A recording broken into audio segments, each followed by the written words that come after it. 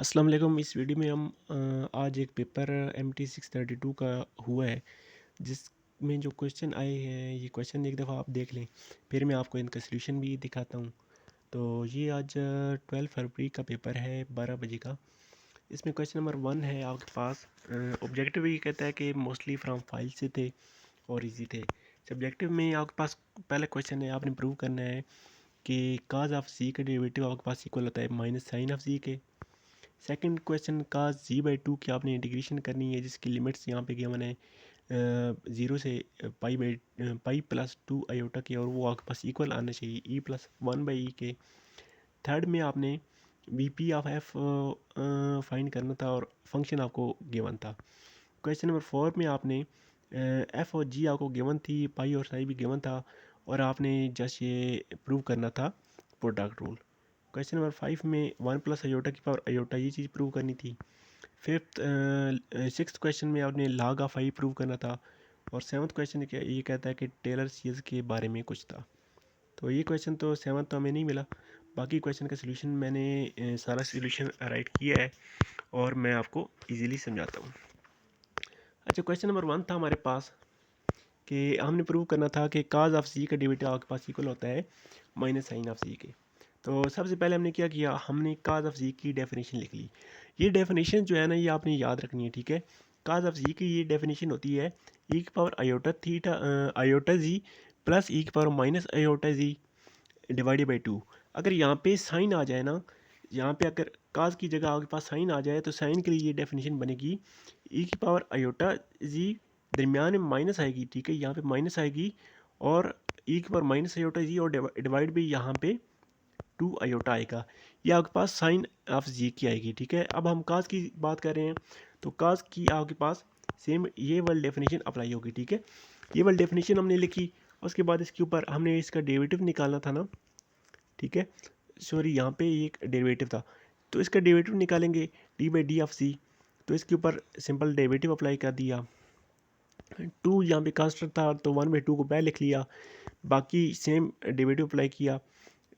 Addition है तो इसके ऊपर अलहदा डेरिवेटिव अप्लाई किया, इसके ऊपर अलहदा डेरिवेटिव अप्लाई किया, और सेम यहाँ पे हमने लिख लिया। इतना काम हमने कर लिया, ठीक है। उसके बाद नेक्स्ट स्टेप में क्या किया है कि नेक्स्ट स्टेप में हम 1/2 सेम ऐसे ही बैर लिखा, ठीक है।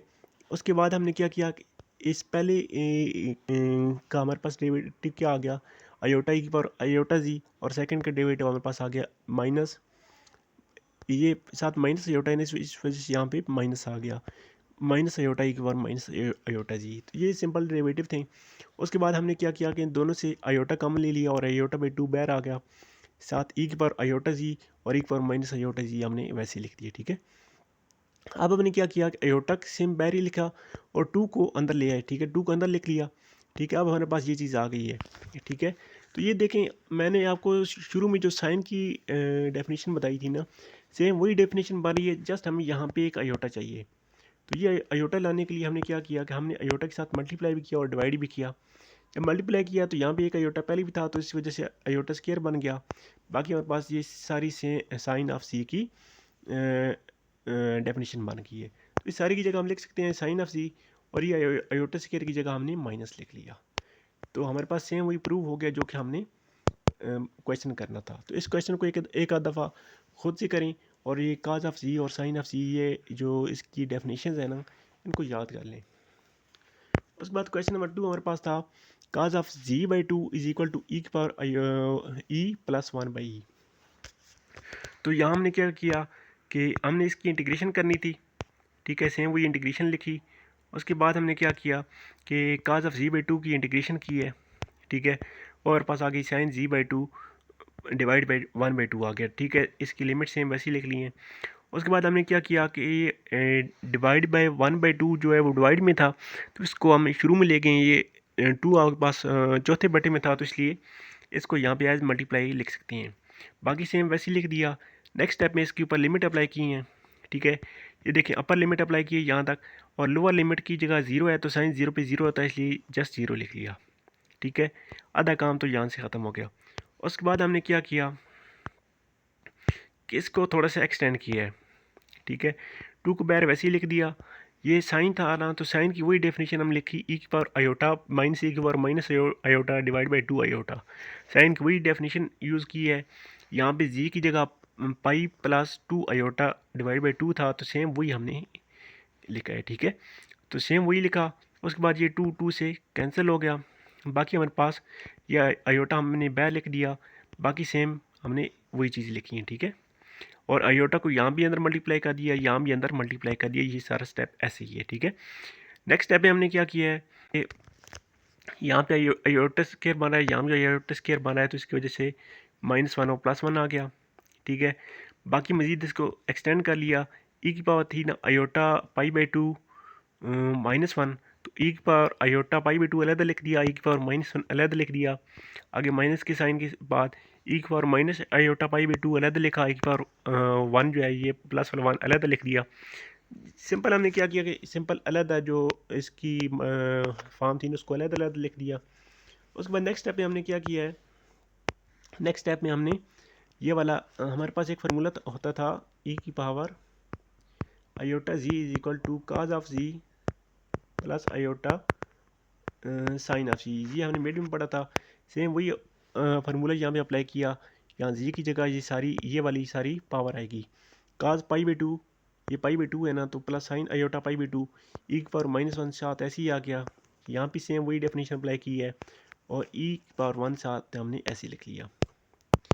नेक्स्ट हमने क्या किया, सेम वही सारी चीज़ें लिखी हुई है। ठीक है, उसके बाद काज पाई बाई 2 पे आपके पास 0 होता है, साइन पाई बाई 2 के पास 1 होता है, तो यहाँ पे 1 मल्टीप्लाई बाई आयोटा आयोटा हो गया। बाकी ई पर -1 वैसे ही लिख दिया। काज माइनस पाई बाई 2 पे 0 होता है, साइन माइनस पाई बाई 2 पे -1 होता है, और यहाँ पे आयोटा था साथ, तो इस वजह से माइनस आयोटा हो गया। इसको हमने मल्टीप्लाई किया तो हमारे पास सिंपली फाइड फॉर्म ही आ गई है। यहाँ से आयोटा कॉमन लिया, आयोटा भी आयोटा हो गया, तो ये दोनों आपस में कैंसिल हो गए। बाकी ये चीज़ थी, तो ई को हमने ऐसे लिख दिया, ई की पावर इन्वर्स थी, तो इसको हमने ये चीज़ लिख दी। सेम वही हमारे पास आंसर आ गया जो कि हमें रिक्वायर्ड था। क्वेश्चन थोड़ा सा लंबा है, आपने वहाँ पे पेपर में शॉर्ट स्टेप में लिखना होगा, वरना इतने टाइम में ये क्वेश्चन वहाँ पे ज़्यादा टाइम ले जाएगा। नेक्स्ट क्वेश्चन देखते हैं। क्वेश्चन नंबर 3 आपके पास था, पी आपको गिवन था, वी गिवन था, फंक्शन गिवन था। ठीक है, एक्स स्क्वायर वाई जी, और हमने निकालना था वी पी ऑफ एफ। ठीक है, तो वेक्टर हम कैसे निकालते हैं, p plus t into v. Again मैं आपको लिख देता हूँ, p plus t multiply by v. इस तरह से हम वेक्टर बनाते हैं। ठीक है, p की वैल्यू लिखी प्लस t लिखा, v की वैल्यू लिखी, t की वैल्यू को अंदर मल्टीप्लाई किया और इसमें ऐड किया, तो हमारे पास ये चीज़ आ गई। इसके ऊपर फंक्शन अप्लाई किया। ठीक है, तो ये देखें, जस्ट इधर भी फंक्शन अप्लाई कर दिया, इधर भी फंक्शन अप्लाई कर दिया। अब यहाँ पे देखें, फंक्शन में हमारे पास क्या था, एक्स स्क्वायर वाई जी था, तो ये पहली वैल्यू आपके पास x बनेगी, सेकंड वाली वैल्यू y, और थर्ड वाली वैल्यू z बनेगी। तो एक्स स्क्वायर वाई जी था, तो देखें एक्स का स्क्वायर वाई की वैल्यू और जी साथ ऐसे ही आ गया। इसको सिंपलीफाइड किया तो ये वाली फॉर्म आपके पास आ गई है। नेक्स्ट इसका डेरिवेटिव लिया तो ये फॉर्म आपके पास आ गई। सिंपल से डेरिवेटिव आप खुद से निकाल सकते हैं। उसके बाद हमने बी पी ऑफ एफ की डेफिनेशन अप्लाई की, तो ये आपके पास upper limit t equal 0, lower limit t equal 0 होती है। यहाँ पे टी की जगह हमने 0 पुट किया, तो सिंपल हमारे पास ये टर्म 0 हो गई, ये टर्म 0 हो गई, और -3 आ गई। तो वो हमारे पास जो निकालना था वी पी ऑफ एफ, वो हमारे पास आ गया -3, और इसको हम डायरेक्शनल डेरिवेटिव भी बोलते हैं। उसके बाद नेक्स्ट क्वेश्चन आपके पास लॉग ऑफ आयोटा निकालना था हमने। ठीक है, लॉग ऑफ आयोटा हमने निकालना था, तो लॉग ऑफ आयोटा निकालने के लिए हमने क्या किया है,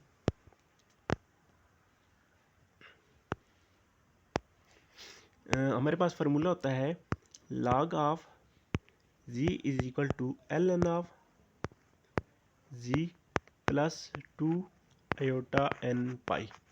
ये फार्मूला हमारे पास होता है, तो इसकी जगह z की जगह हमने आयोटा लिखा है। ठीक है, तो L N of iota plus 2 iota n pi आ गया। ठीक है, आयोटा की जगह हम लिख सकते हैं ना, अगर हमारे पास एक आयोटा हो तो इसको हम लिख सकते हैं 0 प्लस आयोटा। ठीक है, तो वही काम यहाँ पे भी किया, आयोटा की जगह 0 प्लस आयोटा लिख दिया, बाकी सेम वैसी ही लिखा। ठीक है, तो अब यहाँ पे देखिए 0 प्लस आयोटा है ना, तो 0 काज पाई बाई 2 की वैल्यू 0 होती है, साइन पाई बाई 2 की वैल्यू 1 होती है, तो वो हमने लिख दिया। ठीक है, क्यों लिखा, क्योंकि 0 इस पाई बाई 2 के ऊपर काज की वैल्यू 0 होती है और साइन की वैल्यू 1 होती है, तो सेम वही फंक्शन हमारे पास बन रहा है। प्लस नेक्स्ट टाइम हमने ऐसे ही लिख दिए, ठीक है। अब यहाँ पे देखें आपके पास इसको हम पोलर फॉर्म में कैसे लिख सकते हैं। आपके पास होता है ना ई की power z is equal to cos of c plus iota sine of c, ठीक है। तो cos of z plus iota sine of z आपके पास है, इसकी मदद से हम ई की पावर आयोटा जी लिख सकते हैं, ठीक है। तो वही हमने किया, इस एंगल को हमने इसकी पावर में ले गए हैं, प्लस 2 आयोटा एन पाई हमने ऐसे लिख दिया। अच्छा नेक्स्ट हमने क्या किया है, नेक्स्ट हमने किया है कि एल एन ऑफ ई, तो लॉग की आपके पास प्रॉपर्टी होती है कि लॉग की पावर जो है उसको शुरू में लिखते हैं सकते हैं, तो पावर को हमने शुरू में लिख दिया। बाकी हमारे पास क्या बचा, एल एन ऑफ ई। तो एल एन ऑफ ई आपको पता है 1 की इक्वल होता है, तो ये लिखने की ज़रूरत नहीं है, ठीक है। पावर को जैसे हमने लिख दिया प्लस 2 आयोटा एन पाई, ठीक है। अब यहाँ से देखें नेक्स्ट आपके पास यहाँ से हमने कॉमन ले लिया iota pi by iota pi by 2, तो ये फॉर्म सारी 1 बन जाएगी, यहाँ पे 4n बन जाएगा। तो यहाँ तक इसकी सिंप्लीफाइड फॉर्म है। मज़ीद अगर आप इसको सिंप्लीफाइड करना चाहें तो थोड़ा सा 1-2 स्टेप और भी हो सकते हैं, लेकिन इतना अगर आप कर दें तो मेरे ख्याल से ये काफ़ी है। अच्छा नेक्स्ट ये क्वेश्चन है हमारे पास, थोड़ा सा कॉम्प्लिकेटेड क्वेश्चन था कि 1 प्लस आयोटा की पावर आयोटा की चीज़ होती है, ठीक है। तो सबसे पहले हमने 1 प्लस आयोटा की हमने पोलर फॉर्म में लिख दी है। पोलर फॉर्म में हमने कैसे लिखनी है कि यहाँ पे आप देखें x की वैल्यू आपके पास क्या है, x इक्वल 1 है ना ये वाला, और y इक्वल 1 है ये आयोटा वाला, ठीक है। तो r आपके पास इक्वल होता है x का स्क्वायर प्लस y का स्क्वायर अंडर रूट, तो 1 का स्क्वायर प्लस 1 का स्क्वायर अंडर रूट, तो r आपके पास आ गया अंडर रूट 2, और काज ऑफ थीटा आपको पता है इक्वल होता है थीटा आपके पास इक्वल होता है tan inverse y by x, तो वो आपके पास 45 बन जाएगा। तो इस मदद से हमने ये सारी इसकी पोलर फॉर्म लिख ली है। अब इसके ऊपर पावर आयोटा अप्लाई की है, इसके ऊपर पावर आयोटा लिखी, इस साइड भी पावर आयोटा अप्लाई हमने कर दी है। अब इस आयोटा को मज़ीद सिंप्लीफाइड करने के लिए हमने एक्सपोनेंशियल और लॉग दोनों एक दूसरे के इन्वर्स होते हैं ना, तो दोनों को इकट्ठा अप्लाई कर दिया।